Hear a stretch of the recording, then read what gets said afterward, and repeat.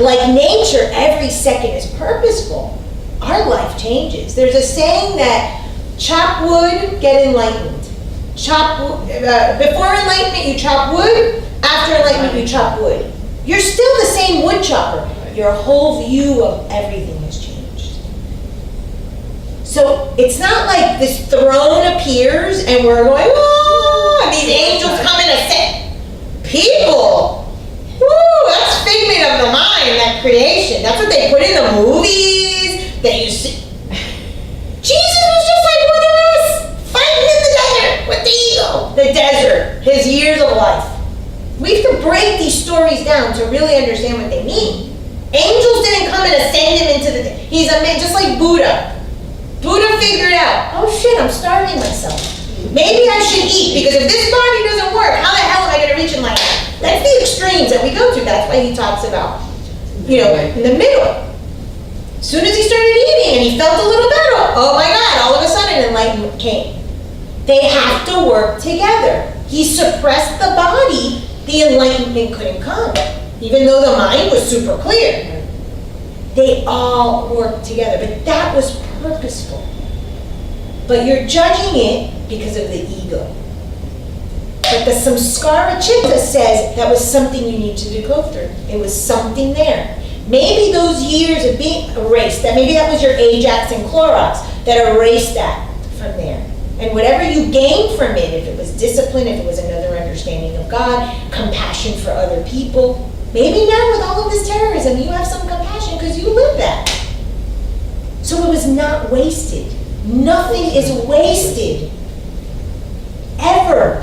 And if we go, that's why the philosophy of life is so important. How can anything be wasted when everything goes down to the Panchamahabhutas, comes from Purusha? Nothing trickling down that path is possibly wasted. So the samskara chitta, no, we're never going to finish, is the storehouse of everything. The recorded impressions of past lives, everything from your parents. You have to remember that you are the best and the worst of your parents. And the part of you that doesn't like itself is simply rejecting parts of your parents that created you. But if you can go deeper to remember that you were this little beautiful soul saying, those people, then it's like, oh my God, let me remove the guilt, or let me remove how pissed off I am at them. I picked them. We have to go up. We have to constantly go up and remember what we believe. That's where the booty comes in. That's why it's the intermediate mind. Let's step back a second. Wait a minute, I picked them. Okay, doesn't mean we don't have work to do. But it gives us a breather. It gives us a moment to say, oh, okay, this is what's supposed to be. Okay, the Vasana Chitta. I love this. Okay. The Vasana Chitta is the subconscious. So now we are going deeper down. We are so intricate beings here, but yet so simple. Okay, this is interesting. This is, okay, imagine right now you're driving down the road and you're in a car. Okay, and you're listening to a song on the radio. And all of a sudden, someone rear ends you. You have recorded that song equals the accident. You do it in Thanksgiving when you open the kitchen and you're like, oh, my grandmother's pumpkin pie. We take two different things, two different thoughts, and we associate them. This is in the Vasana Chitta. And this is where allergies occur. So when anyone have allergies here? Okay. The allergies that you have is from the Vasana Chitta. You don't have an allergy to whatever it is.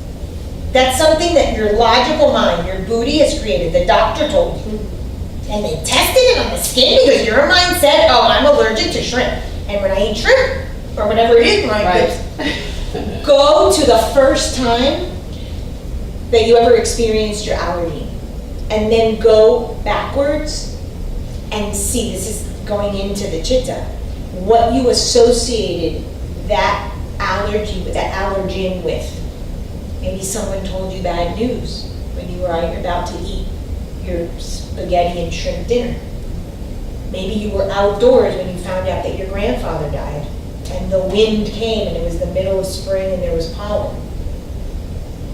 That's where we make these connections that are erroneous, and many times in the body, they're reflected as allergens. When you have clients that come with allergies, you know that they're merely acting from their Vasana Chitta. I have a question about that. My daughter, my oldest one, when she was younger, I had to take her to an asthma and allergy specialist. Before she went to the asthma and allergy specialist, we would go visit my sister in Jacksonville, and my sister had like 4 cats. Never ever would she have any type of allergic reaction. After we went to the asthma and allergy specialist, that they did the scratch test, and they told her, "Oh, you're allergic to cats." Bam. Her eyes get swollen, they get teary, her throat, she started an association. Then what I told you yesterday, go deeper. We always have to go deeper. If you're working at the surface, if you're asking yourself questions and you're looking at your client at the surface, you've missed the point. Look, we're gonna keep going deeper and deeper and deeper. Then see what part of the body is affected, her eyes. Find out what was happening in her life during the years that she didn't want to see.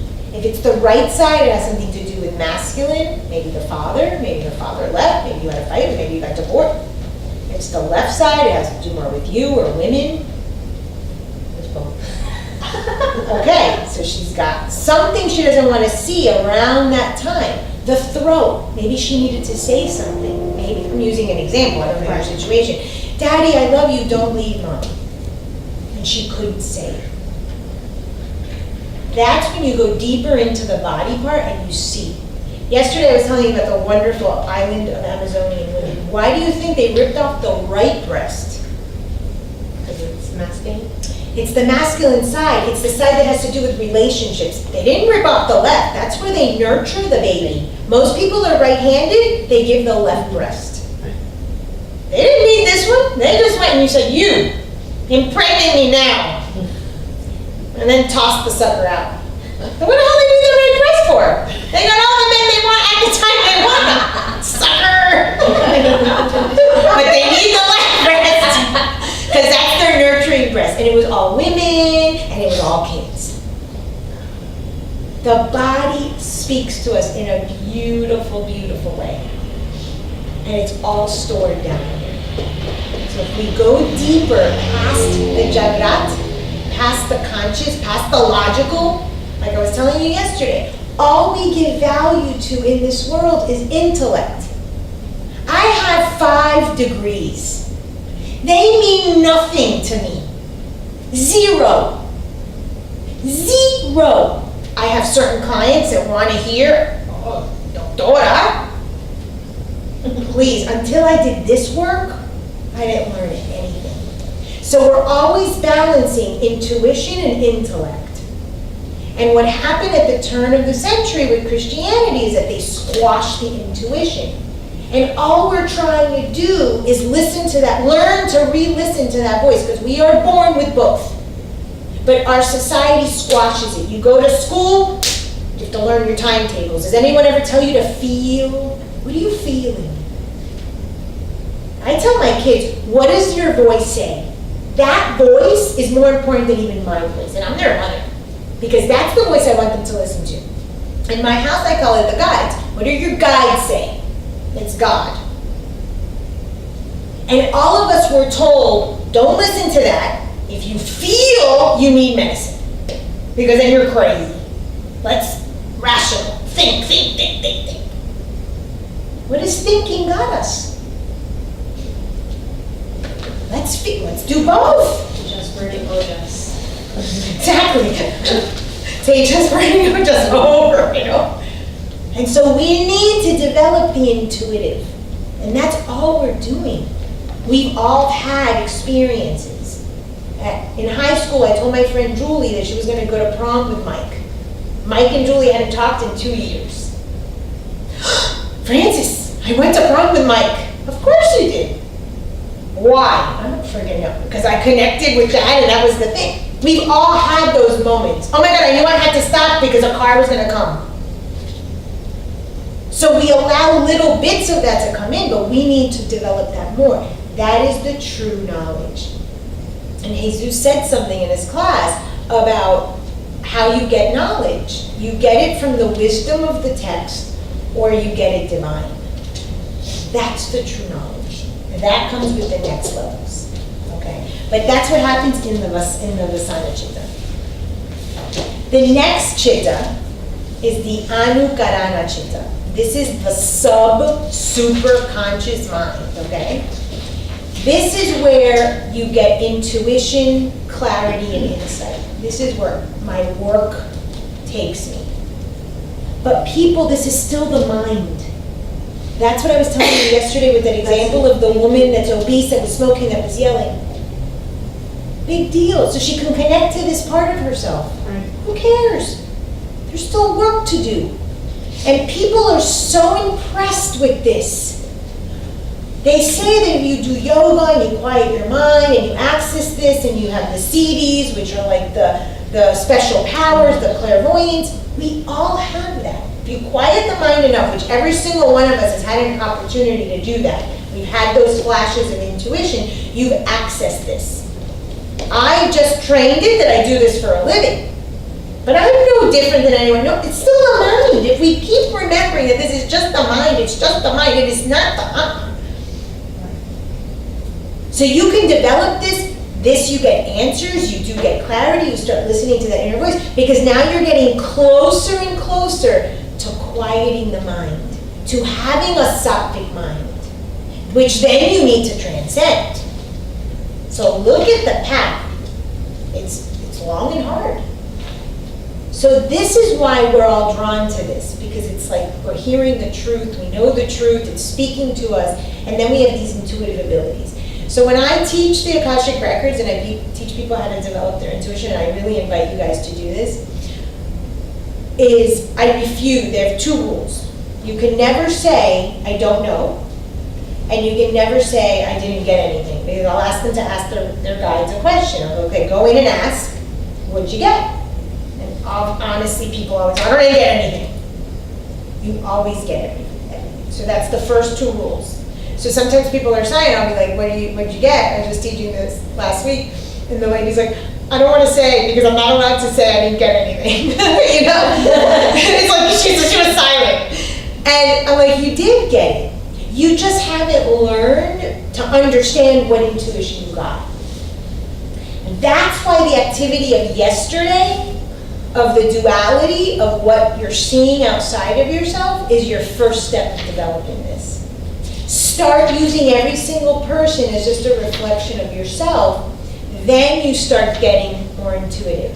But when you're going to say something, stop not owning it. Stop saying, I think, maybe, it might be. Stop that language. Own what you're saying. That is the first step in developing your intuition. Own it, even if it is the most erroneous thing that ever came out of your mouth. Because then you give way and permission for this to work more and more and more. Okay? When we talk about the astral body, you'll see that's what happens. That's how we create our astral body. And we need to create a strong astral body so that eventually can we break through and have the causal and then stop coming back. Because the causal is the one that connects with the cosmos, with the Atma. That's the first thing. Stop saying, I don't know, I think. If you feel something, say it, own it. But I don't want to mess up. What if it's wrong? Fear of judgment. We go back to the ego. So that constant ego is in the way so that we cannot reach our true self. That's why it's the fight of devil and God, of the angel and the devil on the shoulder. When you're going to say something, say it. You know what? I feel like this is not a good decision. No, I think maybe. When I started teaching the Akashic, actually not teaching, when I started doing the Akashic Records, because this is the most common thing, doubt of what, and everyone's intuitive. And you guys are in this, you're witches, you're intuitive, you're saying stuff. I'm going to tell my coworker, oh my God, But then something happens and you're like, yeah, I knew it. Every one of us. Own it. If you want that in your life, if you want this in your life, all you have to do is start owning it and saying it, and it's gonna grow and grow and grow. It's just a flower you need to nurture. So when I start doing readings, of course, like anybody else, I'm scared. And so I developed a technique. I made a deal with my guidance that before the client comes, 30 minutes before they come, I would open my own Akashic records and I would ask what I needed to know about the client.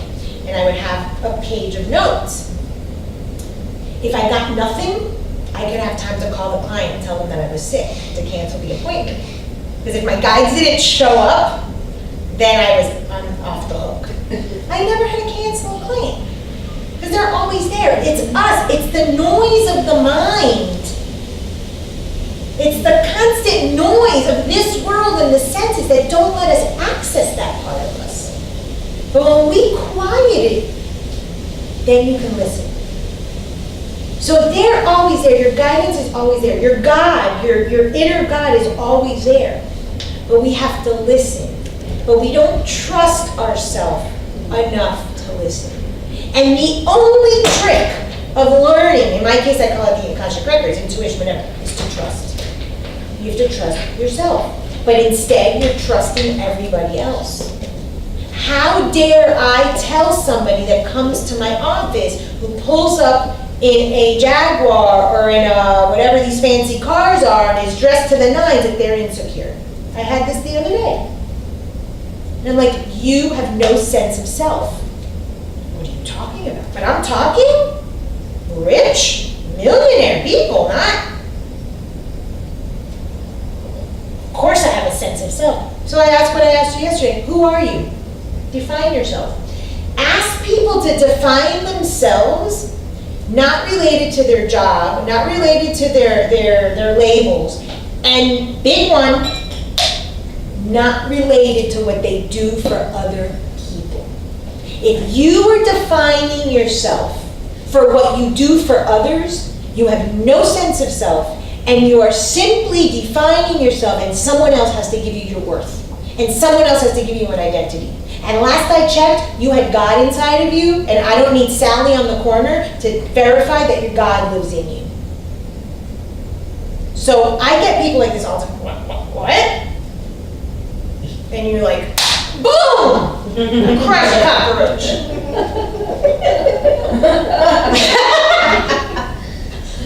We have to be honest with ourselves. That's your car. What if you got repoed? Let us know if this person comes back. Okay. My style of working is a little different. I'm not telling you to be like that. I'm just saying. I think it's awesome. But let's start with ourselves. That truth is for yourself. You know, and there are people that you tiptoe. I know my clients. This is someone I can do this with.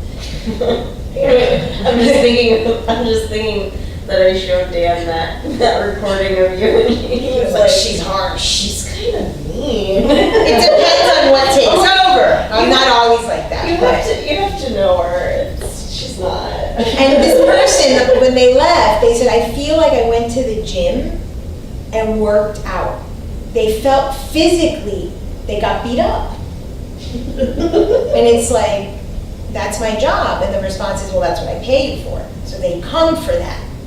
There are people that want to hear the truth, because people like that are gazillionaires, whoever tells them the truth. Of course not, that everybody But are they treats willing them to do the work? Like, that's the thing. Do they Not come- always. Is it Not just always. kind of some? But let's not judge it. How awesome that they're willing to hear the truth, even if just 1 hour a week.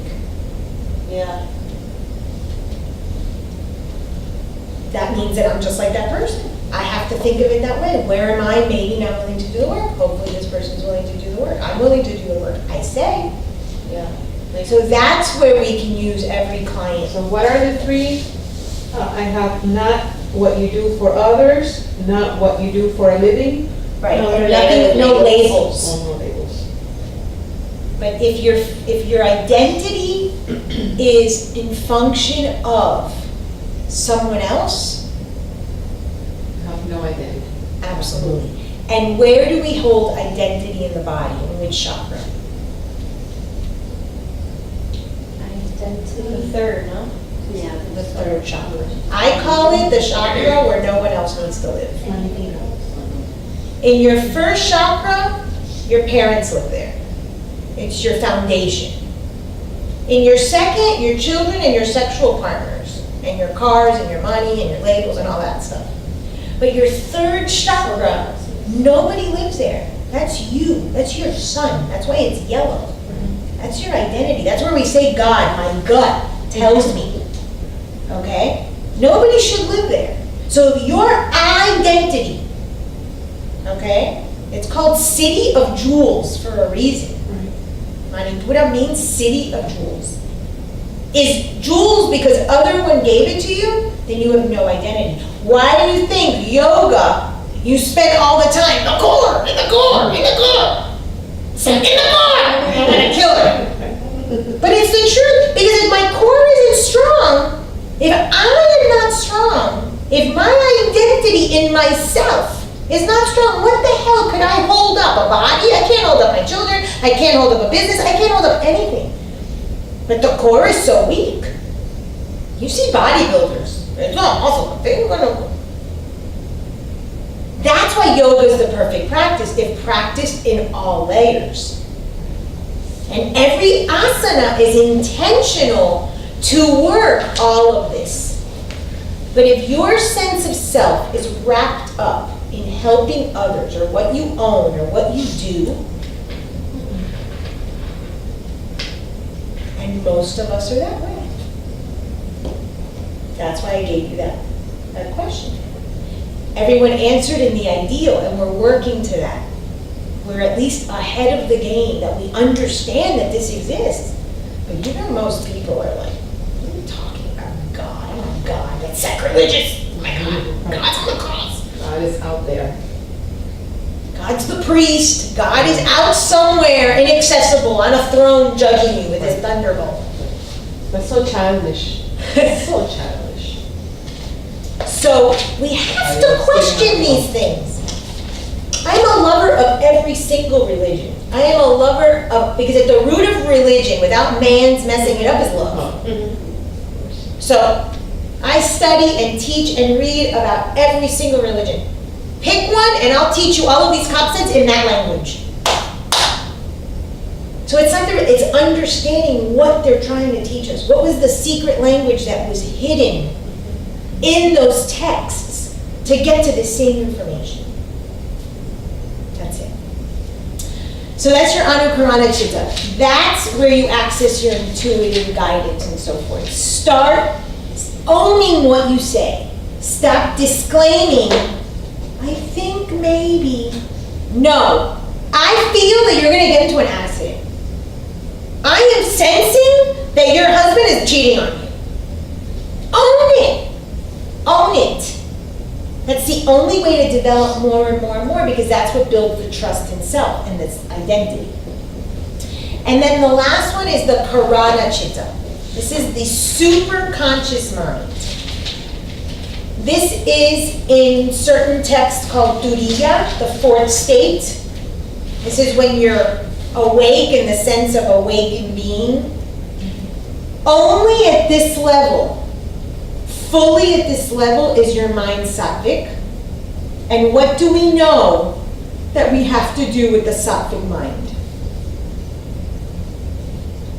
I know Anai told you this first class. What do we have to do with it? What is it? Protect it. Well, yes, if we're lucky enough to get to that, we want to always protect our mind. Transcend it. Once we achieve the sattvic mind, once we achieve this state, Motion. we have to transcend that in order to be liberated from this prison. So there's a long, long way to go. A long way. So if we're justifying everything and we're living in the ego, if we're only enslaved by what our parents taught us, remember that the child's mind, those first 7 years, is all chitta. The subconscious, it's open, it's a sponge. That's why every single one of your issues comes from your childhood and past lives. The Western world will tell you your childhood, but we know it's even beyond that. That's why the will is not enough. And that's where we're living. I'm gonna lose weight, I'm gonna stop smoking, I'm gonna do this because my will. Your will is gonna be blown. You're fighting the demons. But those 7 years before the personality and the ego is created is why all of us are just little 2- and 3-year-old girls sitting here. We're just having a tea party. That's it. We're all little girls having a little tea party. Because we're all reacting from those years where it was just the chitta. That's where most of us live. That's why we need to listen to the voice that's talking to us. And it's usually the child. When the booty kicks in and we're the adult, it feels kind of nice. It's like, okay, an adult came in and fixed things. Okay, there's an adult on the scene. Where is she? Most of us don't access that much. And then we're fighting with this ego of the judgment. So if we're constantly listening to the perfect older sister, if we're constantly listening to the ego and the judgment and the critical mind, we're nowhere near this state. So those moments of prayer, meditation, or chanting, or whatever it is that your practice is, that you can, they feel so nice. If you ever read online, people cry during meditation, people have these feelings, like they're like, oh my God, I feel so whole. They see their higher self. Because they're that close. They get glimpses. Most of it just get glimpses. But our goal is to live in this state always, heal all of this stuff, then not come back. It's a long road. So let's do the little that we can in this one. Okay? Lessen the load. Yes. Because if we're like, oh my God, I have all this stuff to do, and we're constantly in the judgment and the ego, and then we never get even glimpses of this. But if you get glimpses of this, how beautiful. Okay? So I have a little handout. Where did I put it? It's another way of looking at this, but I think it's neat, and sometimes people will ask you this, so I think it's cool to discuss. And it is the symbol Om. Do we know what the symbol Om means? We don't know, right?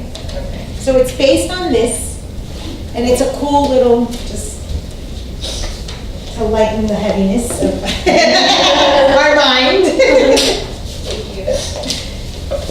So the terminology is a little different, but we're going to use it. We'll use it based on this. And it goes to the 4 levels. The chitta. So my teacher used to say the rock or the stone for consciousness, people that were like just dead in the water. It's gotta be here somewhere.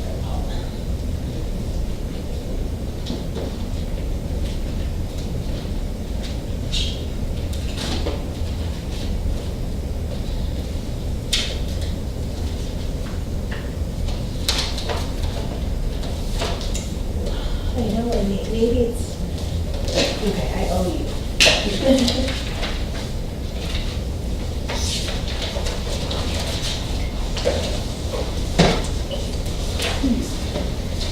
Now I'll give it to you so that you have it. But if not, just draw and we'll talk about it. But I know I have it here. It will show up.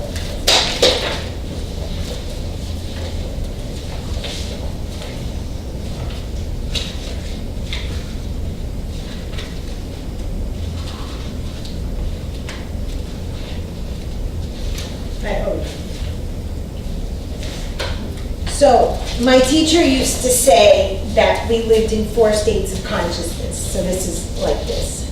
So you can see what the symbol is for and how it's often used. So he would call it level rock, level water, level wine, and level blood.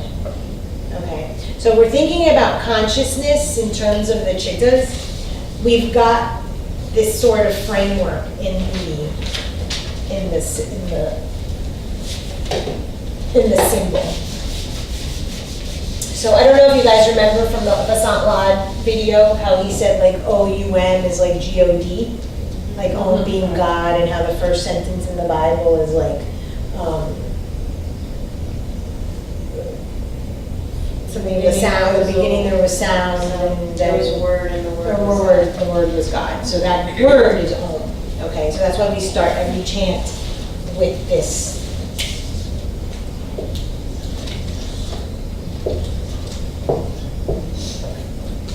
So we use this sort of to like describe states of consciousness. This is from the Upanishads, okay? And we look at the Jagrat, or like the waking state, and this will relate to the bodies in a minute. We look at the waking state, or people that are constantly in the conscious state, as being asleep, okay? But in the Upanishads, they call it like awake, or the waking state. So your first little loop here is the waking state. Okay, so you can go ahead and put the waking state of consciousness. So on your little loop here, and in the Upanishads they call it Jagrat. And it refers to the A syllable of Om. Okay? And so this is our conscious mind. This is the part of our conscious mind. Now notice it's on the bottom. Okay, intentionally. Our next state is what's called the dreamer state. Okay, this is where we go when we dream. We actually go to the astral world, or the astral plane.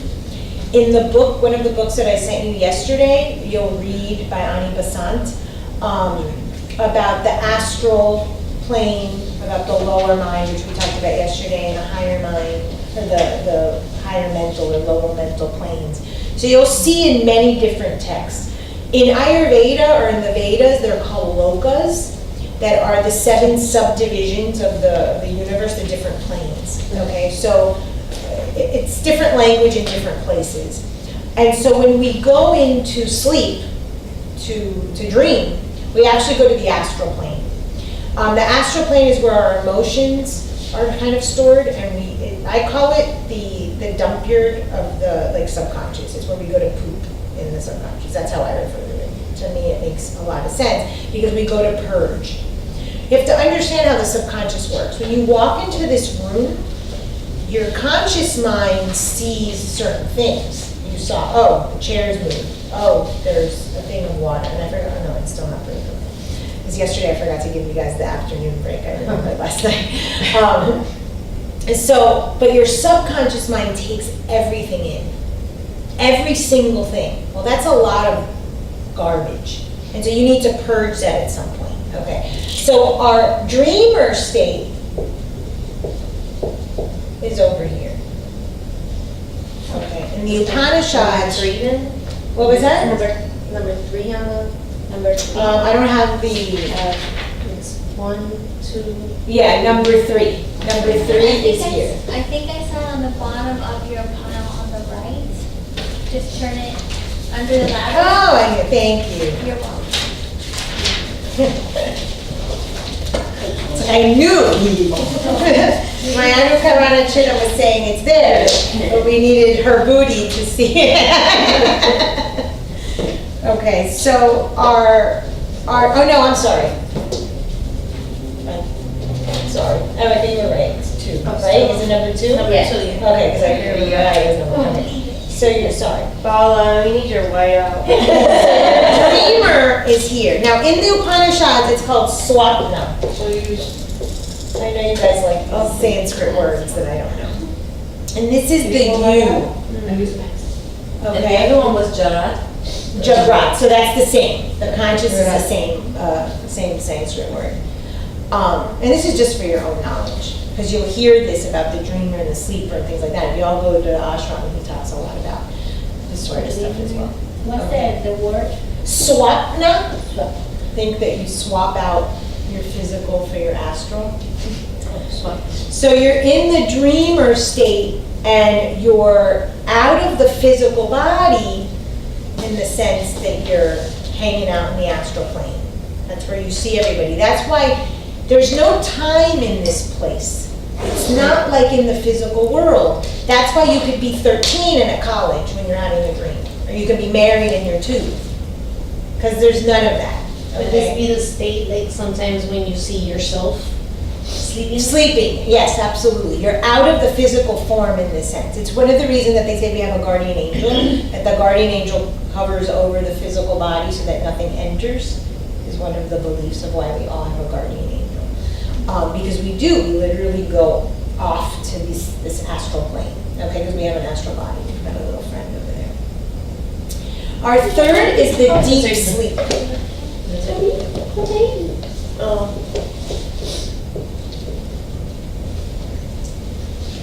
That's number 3? Yes, and it's called susupti. I thought you meant like on me, I was like, oh, wait. Oh, no. I love Keep this.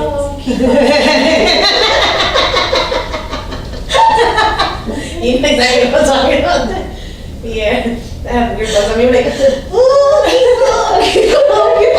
Oh my God, the other day that you say that, I did a reading on this woman, and I do a lot of phone readings. This woman's in Pennsylvania. And I always get like an image to start the reading, and then I tell them what the guys are saying before they start their questions. And I see this bug. And it's like a roachy kind of bug. And I see a paintbrush. And so the guides are telling her, you need to change your perspective. Like if you have a bug, like, and I saw her like painting in orange, she starts crying. And I'm like, what is wrong? Like, she goes, you don't know this, but I hate bugs. I have a phobia, like every kind of bug. So that to her was really clear what she had to do, like shift her perspective and everything, because this thing with the bug, and then when you said that, I was like, oh my God, yes, she says she's like, I mean, I don't like roaches, but I can deal with other kinds of bugs. Right. She goes, I cannot deal with any kind of bug. And so to be told, take a paintbrush and kind of change your whole perception of what this is like, that's a big task. That's just what it reminded me. So this is the A, this is the U, this is the M, okay? Now, there's a time that we sleep that we don't remember, okay? This is our deep, deep sleep. This is when we have access to like deeper consciousness, okay? I call it the time that I go to school. I know like I'm at school, I'm off learning something. And I see Archangel Michael show up on his horse, and he takes me away, and my husband every morning will say to me, how'd you sleep? And it's either horribly, I was in my astral plane all night, or I went to school last night. I don't know what the hell I learned, but it's gonna show up It at some also point. depends on what time of the evening. I think the early Yes. hours are more astral. Yes, absolutely. And then as we get deeper in, we get deeper into the deeper state. So we are all in this state at some point in the night, and we're going off to learn. I mean, I call it school. That's just the way that I understand it.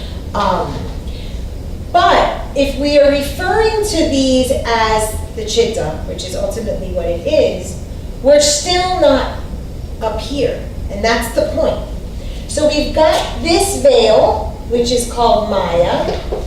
We can call it Turiya, where it reaches this fourth state. Maya is known as veil because it's the veil between seeing yourself and yourself, your true self or your Atman. And so even though we have all of these states that in their own right have their need, we still need to transcend this fourth state or this Karana Chitta. We still need to transcend the veil and realize who we are.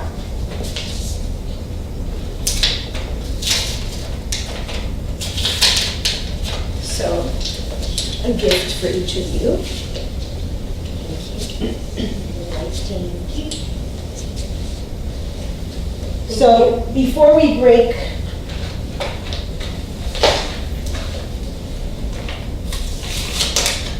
let's take a look at this. You tell me how you're going to turn this on. You each have a light bulb. What are you going to do? To turn it on. I'm gonna put it into the thing, screw it on, and then connect it. Connect it to what? Light source, to electrical source. Anyone I was else? thinking, isn't there a way to turn it on with the potato?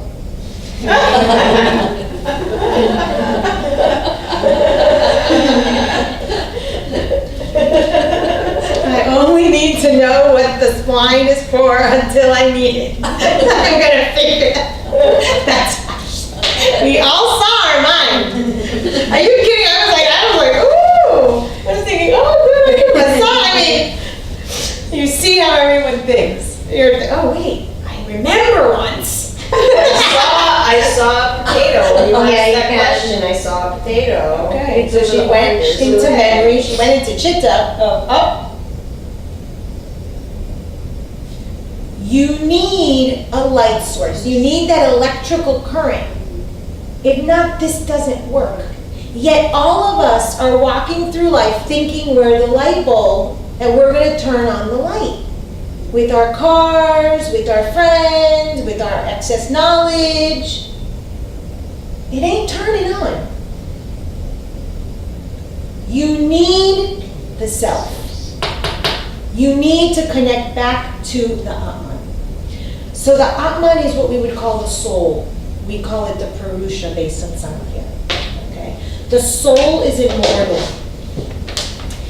And I told you this yesterday. There's two that you'll read about. You read about Jivatman. Jivatman is that individual soul that lives in you, why we say namaste. Okay? Whereas Paratman is understood to be more of the universal soul. To turn yourself on, to get to the place that you want to get, inside of this, there weren't enough of the clear ones. I was going to buy the clear ones because you could see all the little filaments and stuff. That's all the stuff, but you could crack it open and see. It ain't turning on. I don't care how much you put it on a velvet place, if you cover it with riches, if you bring it books with all the knowledge that you want to attain. How many people come to your house and visit it? It is not turning on. It is not, it can't. It is only when you, and so every single one of us, we're never going to feel enough. We're never going to feel that we're out of prison. We're never going to feel that we're doing what we came to do if we do not reconnect our light source. And it's here. It's in us. But first, we have to quiet all of these levels of the mind. You gotta shut your eyes. Yesterday, these pants. So I got these pants Those are nice. at Marshall's, Really? like right before the TTC Very last nice. year. They're Prana, the brand Prana. I don't know anything about yoga clothes. I'm going to a yoga TTC. I ain't got nothing in my closet. I went, of course, I bought every cute outfit. The gay guy that was in my group, he's like, you had the best clothing the whole 2 weeks. Like, I was like matching outfits, like, and I'm pulling weeds when I look damn cute. Okay, so these pants I haven't worn in forever. The other day I take them out, and I think it was my daughter. I think like everyone was like, oh wow, those are such nice pants. I'm like, yeah, they really feel nice. Let me go online and get more. Expensive yoga clothes is freaking expensive. Yeah. The minute you go on, it's like Facebook. Like you spend time, you get round. Like you can't help it. Like I really wanted to spend $1,000 on pants. That I wear the same pants every single day that we do yoga. Like the one pair that are comfortable. I have a gazillion pair in my closet, but I wear the same pair every day with the same Target piece of junk shirt. Because we're creatures of habit. But the minute I went onto that website, oh my God, I start salivating. Oh my God. And this color and that color, how cute. I gotta shut that down. We have to shut that down. If not, we're never gonna get to this. So there's so many doors that we have to constantly be closing so that we can get just to this state of a sattvic mind. To then start experiencing our true self. This is the battle. This is the battle of the mind. It's tough. That's why I said yesterday, small steps, small victories. Because those small victories, you ever seen when something isn't like enrocado, like connected correctly, and then it starts flickering? Oh my God, I got a flicker! Yay me! Like, we have to like, be like, oh, I did good, you know? And when someone gives you a compliment and they're commenting and they're just say thank you. Don't let the ego take over to say, oh no, but oh my God, I could do so much more. Start paying attention to what you're saying. Start paying attention to the things, because what you're saying is directly a reflection of what you're thinking. And if Buddha said, thoughts create the world, change your thoughts, change the world, then start with what you're thinking and the voice. In astrology, the first sign is Aries. I teach mystical astrology. It's beautiful. Yeah, we touch on the fun, but if you want to know the spiritual part of it, it's fascinating. And the first sign is Aries. And Aries rules the head. If you have no control over your head, the thoughts, how do you expect to get to Pisces, which is the last sign? Not meaning that Pisces is the best, just as a system of philosophy. Simply look at it. The Aries rules the head and Pisces rules the feet. You need to work all of the signs in your life spiritually. It's just another way to look at it. Before you can stand stable in yourself, and Pisces is the transcendent, it's this, it's connecting with your source. It starts with the mind. It starts with your head. It starts with what you think. Then it's reflected on what you say. Every single philosophy is going to tell you the same thing. So we have so much work to do with all of this. That's where you start your work. That's your spirituality. That's why it starts at home. That's why it starts with you. And that's why in order to really change your client, you have to work on yourself. And it's always about the mind. Any moment that you can get a little closer to this, that you're not judging yourself, that you're not justifying yourself, that the ego isn't winning, that you can have a moment of clarity and intuitive and own it, you're getting closer to that center. Any questions before we break? Okay. So let's break, and then we will go into the bodies and check our manas prakriti, which we already pretty much know what we are.